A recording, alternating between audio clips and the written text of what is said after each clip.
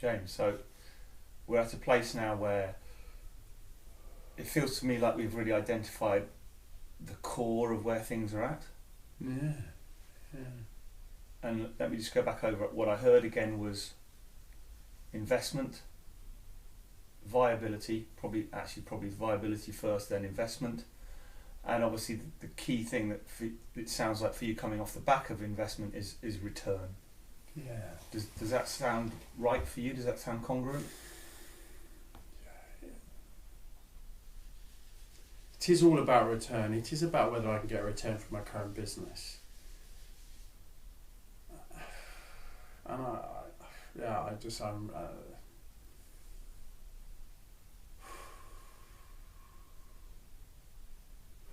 that's what that's what I'm questioning. That's what my wife's questioning. That's what a lot of people around me are questioning. I mean, a lot of my friends, my colleagues just don't know why I'm still with this business. They just look at me like I'm crazy, like I'm nuts. And that's I need to know. I need to get that answer, because if I get that answer, then I've got such clarity. I know what I don't know what I'll do, but I know where to start. If that makes sense. Completely. So how about we just explore this word return, and what the word return for you looks like. Yeah. When you look out into the world and you see return happening for yourself, for others, what does it look like to you? So I need to feel that I am getting the return on my skills. I'm just not earning enough. I earned peanuts the last couple of years, and my wife, I mean, they're arbitrary, but she said, you should be earning 75,000 quid a year easily, and I'm not even earning half that. And a couple of years ago I was earning a third of that, and that doesn't sit well with me, but there's a financial reality,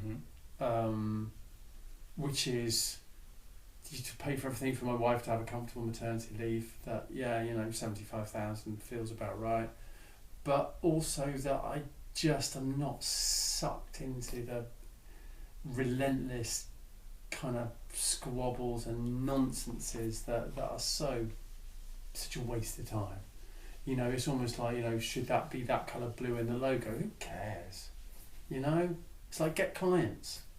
That's what we need to do. Get some clients, and be commercial, be commercially focused. So if I go and have a meeting with a potential client, I want to know that I've got the time to deliver it, that I'm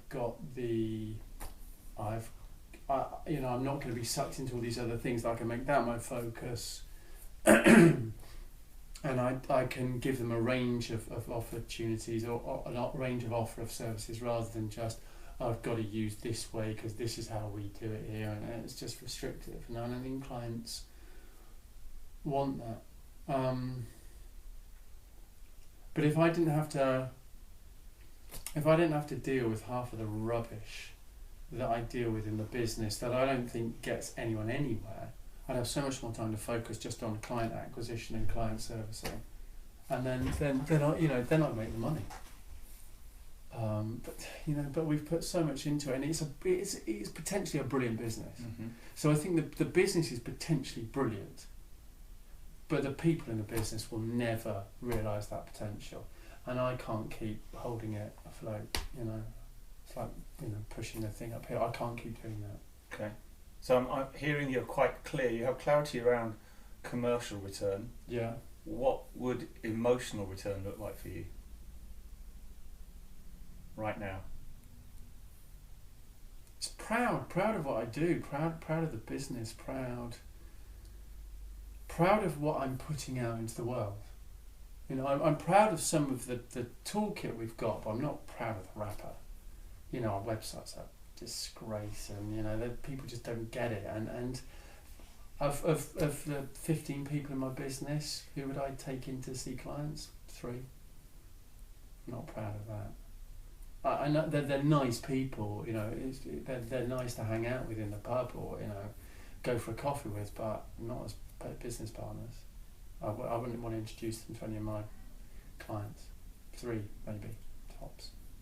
I'm not proud of that. So what are you proud of right now? So if we get to a place of something that we can go, okay, let's move forward. What are you proud of? Where are you? Where can you start getting returns that are going to be positive energy for you again? By being unencumbered. Whether that's in this business or out of this business, it's unencumbered. It's not dragging that rubbish. I got to step down from the CEO role. No, yeah, I mean, you know what? I've got to do that. I've got to do that. That's the first thing.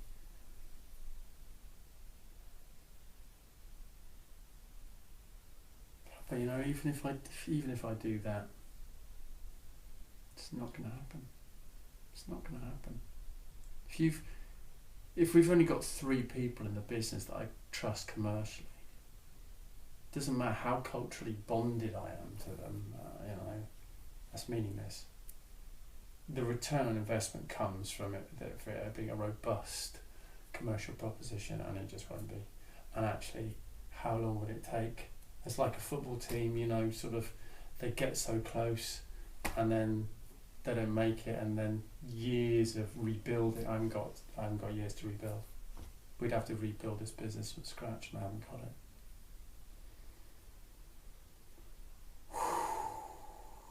But then that's now a whole new uncertain world, and I haven't even conceived of it, what it would look like, you know.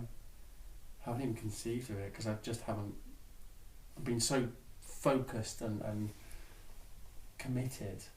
I'm feeling like it's real, you know, treachery to even think, you know, of what it would be like to not be in the business. But actually, I can't renew it. It can't be renewed. It's broken.